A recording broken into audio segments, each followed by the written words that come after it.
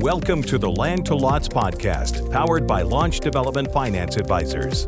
And now your host, Carter Froelich. Welcome everybody to the Land to Lots podcast. This is Carter Froelich, and it's great to be before you again today. I am really excited today to be speaking with Tom Woliver of the Oxland Group as it relates to insights that he has gleaned over his years in developing master plan communities in relation to provide. Let me go over. Let me start again. Sorry. So you see, Tom. Yeah. Hey, everybody. Welcome to the Land to Lots podcast. This is Carter Froelich. And today I'm really excited to be talking with Tom Woliver, the co-president of Oxland Group, a Texas-based full-service capital investment and real estate development firm. And Tom is currently in the process of developing two large master plan communities. One is the Two-Step Farm, which is about 1,900 acres outside of Houston. And the other is a 1,100-acre project called Painted Tree in McKinney, Texas. And the reason that I'm so excited to have Tom here today is because I believe he and his projects are absolutely fantastic. And what makes them fantastic, at least in my mind, is the level of thought that he puts into his amenity packages. And over the years, we have seen amenity packages changing dramatically. And I just feel really honored today to be able to be speaking with Tom as it relates to his insight into master plan community amenities. So Tom, with that as a little introduction, welcome, sir. Good to have you and good to see you once again. Thanks, Carter. Thanks for having me. And Tom, when we first met, I think we may have been at a ULI event, and you were talking about some of the projects that you were working with when you were currently with Hillwood. And the thing that I remember is just sitting back going, holy smokes, this is crazy. I mean, these are fantastic amenities that you're working on. They're really innovative, very thoughtful, unique, and really different from what I had seen back in the '80s when I got involved in the MPC business, where the thought that went into an amenity package was let's build a golf course and then let's throw a fitness center on the project as well, and that was the extent of it. And if the developer was really innovative, they may do two golf courses. So I think things have changed a bit since the '80s, wouldn't you say? Oh, quite a bit. Quite a bit. I mean, it keeps changing every day, and I don't see it stopping. I think we're going to have to continue to evolve and look at our amenity programs, differently in these communities. Yeah, and Tom, before we get into the kind of the meat of the presentation, why don't you tell our listeners a little bit about you, about the Oxland Group, and the thing I would like to learn, just for my own purposes, is what got you interested initially in wanting to be the creator of unique places? Yeah. So, Carter, thanks. So the Oxland Group, we're a full service investment and developer focusing on the Texas markets. We've been, working together at our current capacity a little over 4 years. Before that, as you mentioned, I was with Hillwood. My business partner was with several public home builders. So we've had a chance to see a lot of different cycles of the master plan community business. But I've always loved it, the master plan community business, coming back from, I have a degree in landscape architecture, right? I started my career as a land planner. And starting my career that way, I thought I would have a unique approach in the fact that every project is like a different puzzle, right? When you're a land planner, you have to solve a solution. You got to fit, the widgets in a box or whatever it is. But, land development is not much different.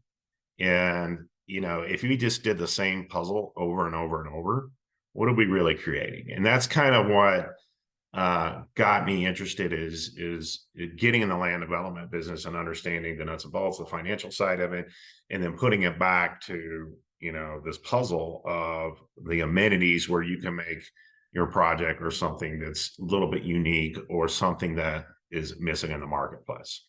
Yeah. And as I had indicated before, when I first was exposed, and I'm dating myself a little bit, to the MPC world, golf courses were the big thing. And obviously that's changed.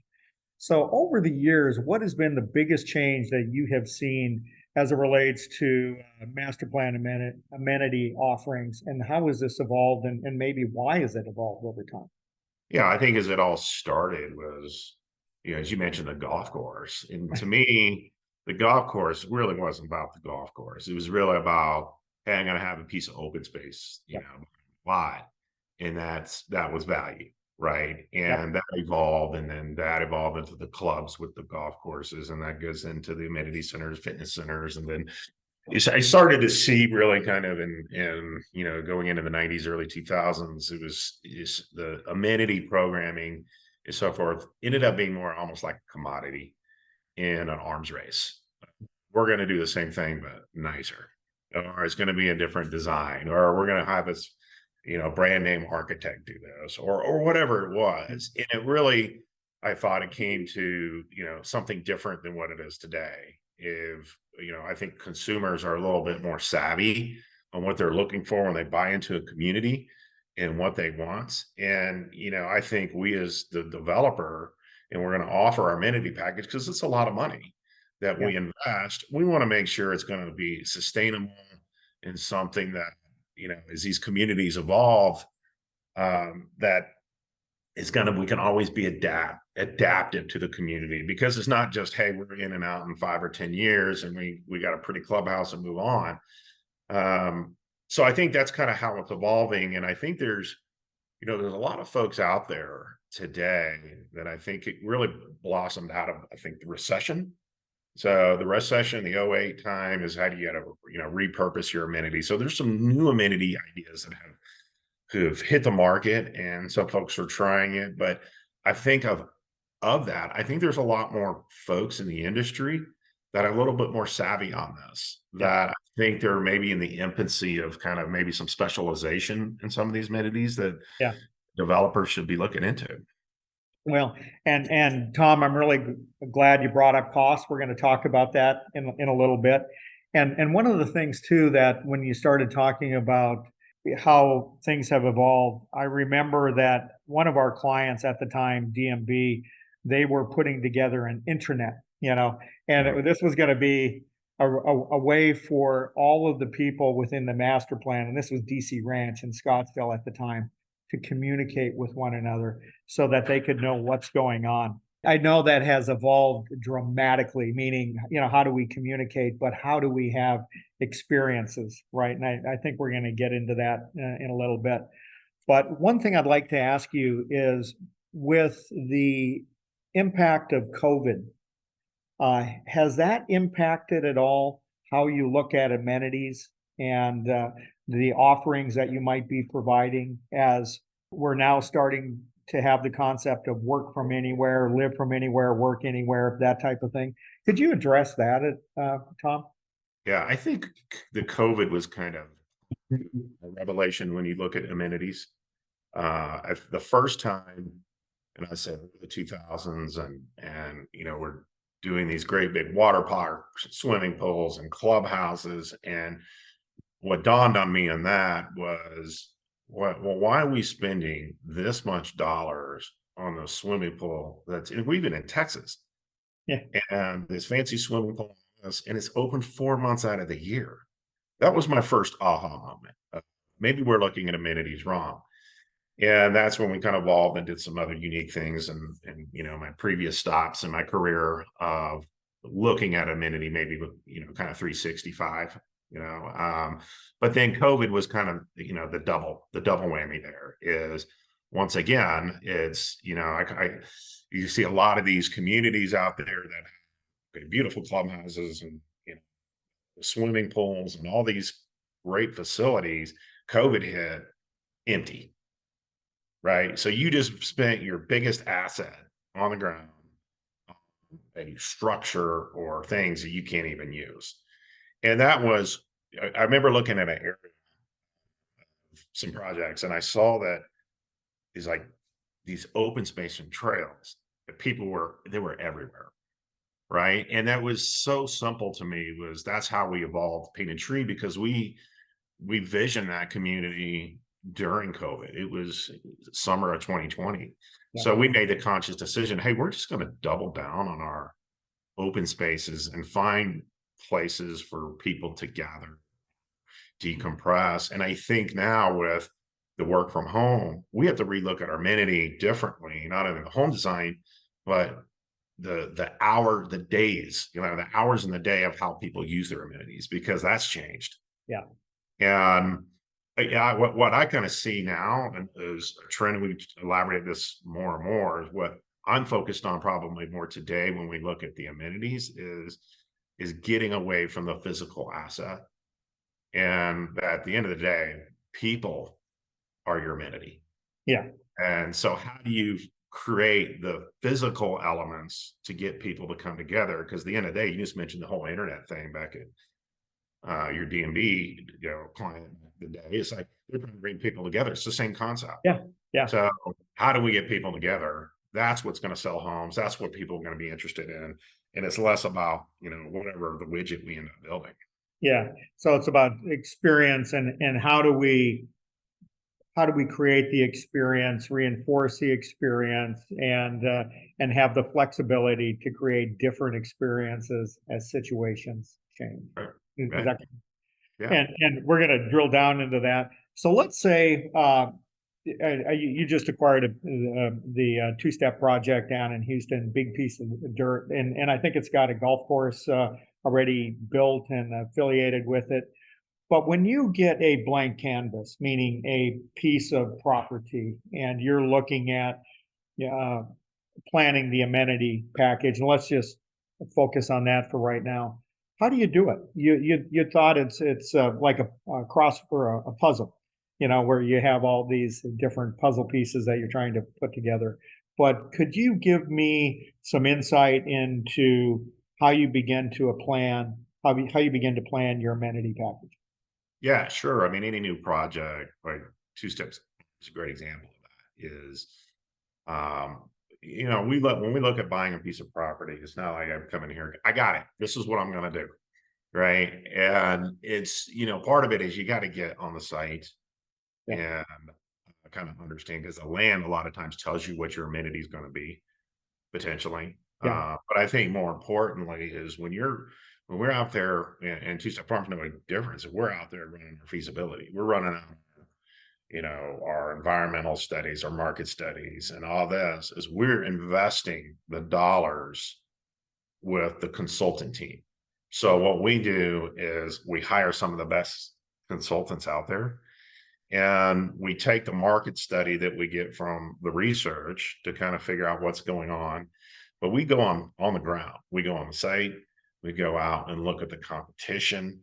And then we go into maybe someplace, this third place. It doesn't have to be another master plan community. That was kind of how we inspired our Two-Step Farms. And we saw Houston is some of the best master plans in the country. Yeah. And, they're very heavily amenitized. It's very highly competitive. And after we saw all those, we had one of our consultants goes, man, we saw a lot of things, but we didn't go to any place. We were in a coffee shop in a relocated house in downtown Spring, right? And it had character to it. Yeah. And that's kind of how that, vision like that evolves is, once you start getting those ideas, then ultimately we get into some sort of vision workshop and find out that we made a conscious effort that, hey, we're not going to spend any, I don't know if we're going to spend any less or more, whatever, but we're looking at what's offering out there and doing something that maybe gives us a unique position in the market. And then you add that with what the land tells you. And these ideas come so organically when you hire great people, you get them in the room, and you have these kind of revelations. I think, unfortunately, in our business, a lot of times we do that. We're chasing that after the deal's already done, or we got an entitlement already done, and you're trying to fit a round peg in a square hole kind of deal. But that's kind of a process, and I've done that quite a bit, and it works. And then becomes your amenity program or your vision. is integral all the way down to with what you're doing on your financial side of things. Yeah. And let me ask you a question. So when you purchased the property, was it already called Two Step Farm? No. Okay. Did that name come from history, or did it come from you and your consultants going out and going, wow, this is an important part of Texas, meaning, the two step coming together, a Saturday night, that type of thing. At least here again, this is coming from a non-Texan, right? Just spending a little time in the state. How did that name come about? Because in a sense, the name is almost kind of an amenity, or maybe leading to and reinforcing an amenity package. And because I think you may have some venues that reinforce that name. Is that correct, Tom? Yeah. So the story of it is when we were doing our workshop and trying to find the place, and we were doing our research, and we found out this is in Montgomery County, Texas. Yep. And Montgomery County, Texas, we found out is the birth of the Texas flag. That's where the Texas flag came from. Yep. And me being, I'm a fifth generation Texan, I didn't even know this, right? I love Texas history and all this, and I was like, we got to do something, because we felt like the local community probably didn't embrace it, maybe as it should. Yeah. And we kind of came up with this concept of this Texas spirit. Like, what is that? What is Texana? And all the way going back to history, it was a hodgepodge of cultures all kind of coming together. And we came up with this concept of defining what Texana means. And as I mentioned earlier, about how do we bring people together, and one of the there's always two things that bring people together: is food, and music. Yeah. So we've loved this idea of this Texana spirit based on, like, music is our aggregator of bringing people together. And the idea of bringing this, or creating a venue or multiple venues in our project, that there's always some sort of music coming. In addition, we are looking at kind of versus, here's our amenity center with our glass building and fitness center. We want to show it. This is a kind of a classic little Texas village. Yeah. And anchored by a general store. We do have a farm. Yeah. A working farm component of that. And by the way, across the street, get your food, get your barbecue, and go to the dance hall. Yeah. And that's kind of our I love our brand ethos that came out of it is for any Texans out there, we want to call this is the place where Aggies and Longhorns can live in a peaceful coexistence. and brought to you by music. Yes. No, that's great. That's priceless. I love it. Well, and just the way that the whole thing comes together to reinforce brand, concept, venues, amenities, togetherness. I just thought it was fantastic. Well, thanks for sharing that. One of the things that I'd like to talk about, I'm going to save the cost thing for last, but when your projects are large scale projects, and there's always a balancing act between, here is who we are, here's what we're about, we're developing our first phase. What is your rule of thumb as it relates to providing amenity packages in the first phase of development before we have any revenue coming in? And then the promise of what you're offering the future residents over time as the community grows. And how do you balance those two aspects of providing amenities in an MPC? I think you have to do the amenities upfront to a certain degree. I think there's a way to, let's say we're going to sell a lot and the lot's worth $1. Yeah. Right. And you sell that lot $1 all day long, but we'll bring these amenities one day. Right. Yeah. But if I bring the amenity up front, I can sell that lot for $1.20. Mm-hmm. So to me, it's kind of a no-brainer. And that doesn't mean you have to do the whole thing at once, right? But it just shows a commitment as a development, and not only to your builder customers, but at the end of the day, the consumers that, there's too many, I think, bad apples in the past that have made promises and couldn't deliver, and whatever that was, whether it was market or bad financial decisions or whatever. But I think that's the expectation, and it may be a little bit different market to market just because of what costs are doing today. And but especially down in Houston, I mean, there's no way you're able to going to deliver a master plan community without amenity up front. There's no way we can get the value out of that. Right, right. And what would be, and I hate to use this term because, like you said, every amenity offering is different based on place, culture, demographics, who you're going after, that type of thing. But if I can use the term standard amenity package in 2023, heading into 2024, what would that be? I mean, is there a given that you have to have X, Y, and Z, or are we turning that on its head right now and just providing hardscape, but the hardscape is really there to enforce the soft programming, the togetherness, the activities that occur to bring people together?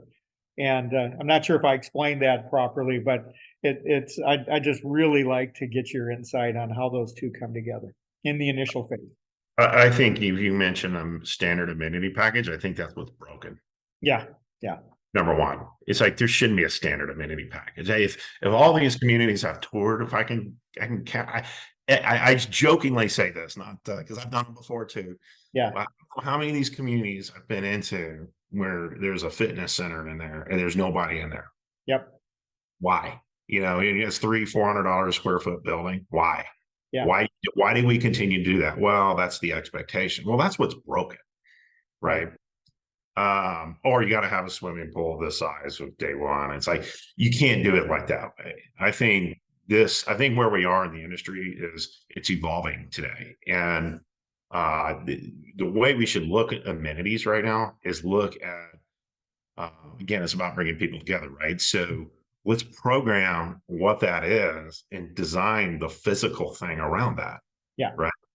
And I think the other part of that, what's broken is I think there's a lot of groups out there and individuals that maybe they don't have that expertise, right? And they're relying on somebody junior in the company, or an engineer or a finance guy to go figure this out. Ain't gonna happen. Yeah. Hey, wait a minute, finance guys. Yeah, we can go on. But my point on that is I think this is evolving. Yeah, yeah. It's an important piece of the program. You cannot be ignored. But there's a lot of great consultants that have kind of birthed out of, the recession, birthed out of COVID, that it's worth the investment. Go research some of these guys to bring them in the room to think about, help them program the amenity versus, oh, this is what you got to do in your, Right. kind of market standard. Well, and the one thing that I thought was really interesting is even with, back in the day where the golf courses were, and it was really, like you said, to sell lots, to get view permitting, open space, that kind of thing. And the time involved in golf has, and we're going to talk about this in a minute, it's like 5 hours to play golf. Not everybody has 5 hours to play 18 holes. But the thing I noticed even back in the day, that everybody liked to walk on the cart paths, especially early in the morning and late at night. And they didn't play golf, but it was an open space for them to walk, kind of the early trail systems. And I know at your painted tree, I when we went out and walked it, and just the trail systems that you were working throughout that community, I thought it was just amazing. And then also looking at your labor force, your four-legged labor force that you had, getting rid of the invasive species. Maybe for the listeners that aren't familiar with that, you may want to just kind of tell us a little bit about your goat force. Yeah, two things on that. You mentioned about the trails, and it's a no-brainer, right? Yeah. Everybody should be doing that in the community. It's low cost. And it's, we call Paint and Tree a trail side community. And it's same concept if you mentioned the golf cart deal. But what's different on that is we have a whole different hierarchy of pathways. Mhm. But, we see a lot, I call it developer speak. Yeah. Sometimes we go, yeah, we got X amount of miles of trails. I'm like, wait a minute. No, you don't. You got X amount of sidewalks on your road. But that was a conscious effort of Yeah. building the trail system, almost like a golf course in a way. It's like it's Yeah. open space. It's not you're away from the traffic, away from the noise. But we had an interesting concept of that early on is we had this great open space, but it was basically fallow for years with the same landowner, and the invasives took it over and so forth. So you start we got to clean all this up. And we had a individual I work with brought up the idea. It's like, hey, have you ever thought about goat grazing? Like, what? And so we started, well, and I started warming up to the idea. Yeah. Is like, you get a goat, they can graze X amount of land, and they strip off all the bad stuff, right? The poison ivies and thorns and stuff that you want. And once you strip those leans off, that plants, that those kind of invasives have a hard time competing after that.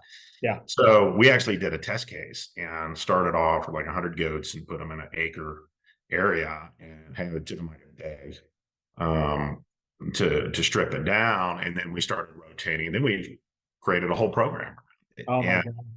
and we not only did it for our clearing, a lot of our clearing and grazing, but we put it on the HOA budget as something of these big kind of rough areas Yeah. versus getting a crew with chainsaws or whatever out there.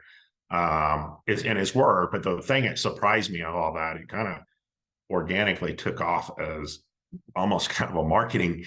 There was a lot of interest and ended up kind of quote unquote being kind of our brand, and unintentionally it just Yeah. kind of Yeah. evolved into it because we got so much positive feedback on what we were doing. And we've taken that, and even down at we're on a two-step farm. We're rolling out the same program. To me, it works, it makes sense, and financially it works. Now, Tom, I just thought that was a fantastic and the thing that was really interesting when we were out touring is just the level of exposure that the goats had. And not only were they clearing land, but they're becoming kind of an iconic feature slash amenity of Painted Tree. And the third thing is that they were doing marketing for you, and that was unpaid marketing because the press was out there, talking about this. So I just thought it was kind of a fantastic organic coming together of a lot of different forces that just made the place very iconic. Now, is the idea that the goats will remain a feature of the project as you continue to develop future phases because they're continually doing their work? What is the thought behind that? So they're there. The goats out there in Painted Tree are there really to maintain Yeah. HOA spaces. I mean, all the land clearing that we have done for the lots has been done. But like I said, we put it in our HOA budget is, that they're going to be out there once or twice a year, whatever it Yeah. is. Yeah. And, we can have fun with it. We can be, again, like, there's the non-physical amenity, right? Yeah. It's Yep. the coming of the goats, right? You can do a festival of it. So it kind of, the funny story on the goats, it kind of never thought of it this way, but it just took off. We used it as kind of our ceremonial groundbreaking. And then the crazy thing is we had a handful of disruptive goats that escaped Oh no. and went to adjacent neighborhood. Uh-huh. And it was all caught on the Ring cameras. Next thing you know, this was on CNN, NPR. It was all over the country. And our goat operator was like totally embarrassed. And my thought was they end up becoming almost this internet celebrity. Yeah. So when Yeah. we had our grand opening event, we had the mayor of McKinney has a band, him and his wife, and they were kind of the honorary. So when we kind of christened it, we christened our ribbon cutting with a goat who ate through the flowers we got from the site. So that's something how it just kind of evolved into this kind of own story out there. Yeah, and not to to go into the goats, for the rest of this, but you could kind of have a mugshot of the bad boy goats, and going back to some of the physical amenities. We had talked about golf courses, and I was at the Zonda Future Place conference in Tampa last week, and I was surprised to hear that some of the pundits from the stage, when they were talking about amenities, were talking about that golf courses are back. And I was kind of scratching my head going, really? So I know you have a golf course at Two Step, and could you tell me a little bit about how you're going to bring in the golf course into Two Step, and if you have seen the evolution of golf courses over time? I mean, I've seen some different configurations over in different projects around the United States, but I'm just curious about your perspective, Tom. Yeah, I think on the golf course, I don't know if I would do one from scratch, Yeah, to be honest with you. Just the cost and the investment. And again, who does it really benefit? How many folks does it benefit? yeah, But we have an existing golf course there that has no amenities. I mean, it's a basically a cart barn, but it's beautiful. I mean, you're carved in the pine trees and there's hills and that kind of thing. And so looking at it, and it's a little bit later on in our phases, so I think we can evolve and do some research on it. But one thing we started doing a little bit of research is, you mentioned it earlier, who wants to take 4 or 5 hours out of their day? yeah, Right. And if what if there was one that was a little bit, I call it a casual course. yeah, Uh, hey, I'm going to go play 2 or 3 holes, right? yep, And it doesn't break the bank. There's no membership. And is there a way to integrate that? Maybe it's a shorter course, or integrate that with your amenity package, as having something kind of, a little bit more casual yep, experience. And, so I don't know. We're still kind of evaluating. We do have a lot of interest for uh, 55 plus, and we're yep, evaluating that as well. And talking to a lot of those groups, and they say, well, if you have a golf course, don't get rid of it. yeah, So it's still a little early, but we're still kind of evaluating, trying to figure out what's the right thing to do with it. yeah. And there's a project in Wickenburg Ranch outside of Phoenix that's called Wiki Up, and it's a 9-hole course built around kind of a central amenity, which is a place where you can get, is blaring music. You can get coffee in the morning, beer at night. It's kind of an activity hub, and you can play golf around it. But like you said, it's a way for people to get exposed to the sport, and it's more entertainment than it is, hardcore, golf, PGA. I really care about my handicap. It's just going out there to have fun, and then end with a cup of coffee or a beer, That's one of the inspirations we were looking at. Oh, it is. Yeah. Okay, good. Yeah, it Yeah. is. It's kind of like, I view that as what how top golf meets Yeah. real golf. It's something in between. Yeah, exactly. Yeah. The missing middle of golf. Yeah, love it. Couple more questions then. So we're talking about hardscape. How do you design the hardscape, or think about your amenities of the hardscape in such a manner that it can evolve over time? Or are you just building your hardscape and the social programming just changes around that? I mean, we're really kind of beating this one to death, but I think it's such an important aspect of what we're seeing right now in the master plan community. My recommendation is, don't build a hardscape. Don't build a building if you don't know what you're going to use it for. Yep. Well spoken. I think you got to have kind of, what's the idea? Like, Yep. what do you want to use this for? Knowing that it can evolve, and it will evolve over Yep. time. And then two is the physical asset is absolutely worthless if you haven't invested in the human infrastructure to make it run. Yep. And if you're going to, it'd be the equivalent of, okay, we're going to design this race car, fancy race car, but we have no race car drivers. Yeah. Right.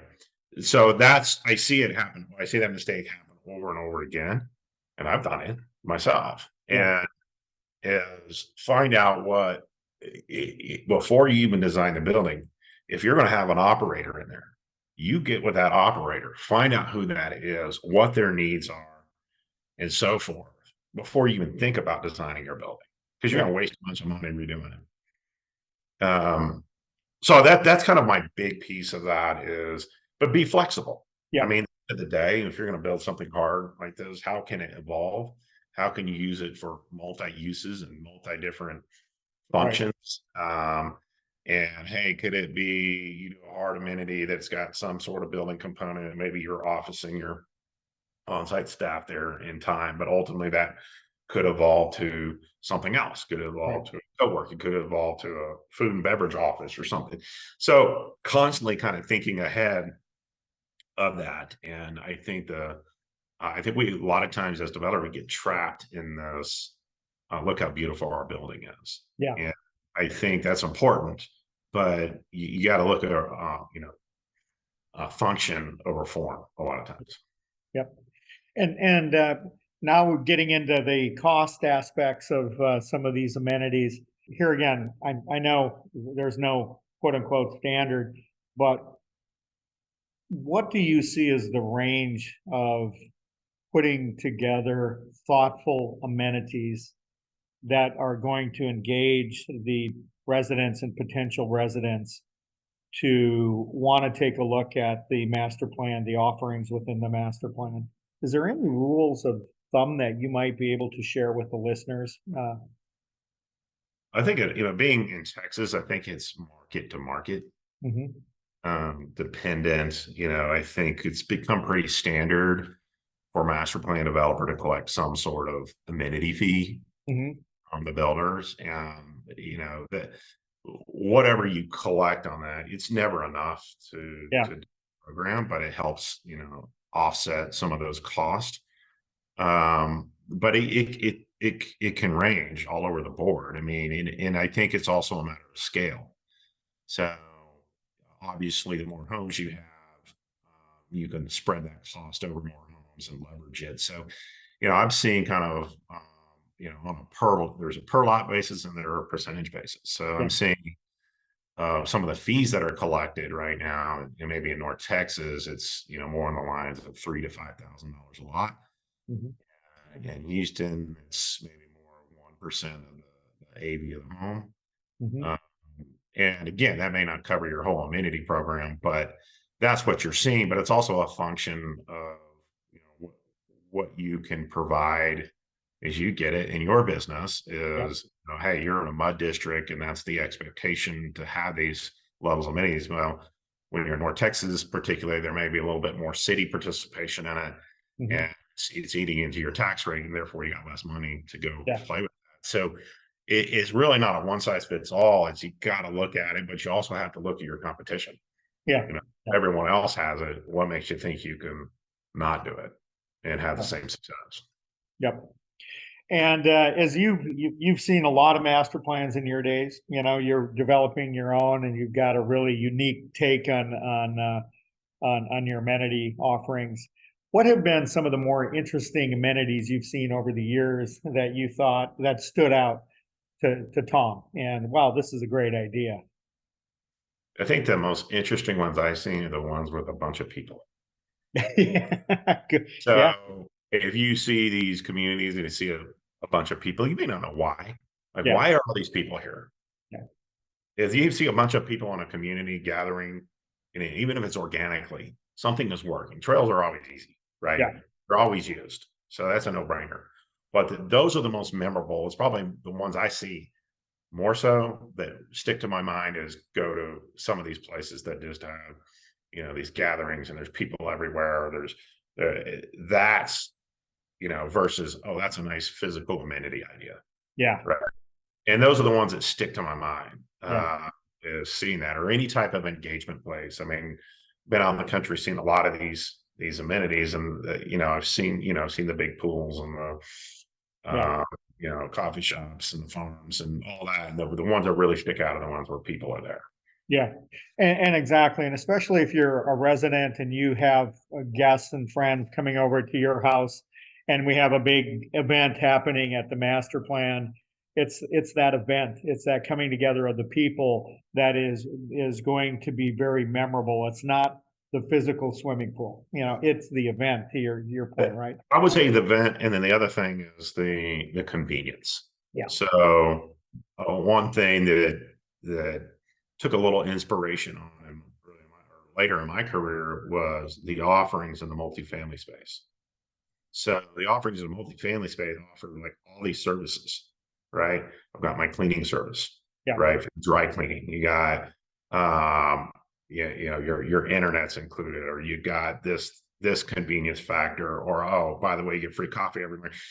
Think of that as another wave of amenities, right? Where a lot of folks are now buying them, they're used to that now, yeah, right? Yeah. So that's another thing to think about that I think is think of what goods and services you can provide. Because a lot of times these master plans will greenfield. Yeah. So, what can you do provide on a convenience factor? That's another, memorable amenity. Right.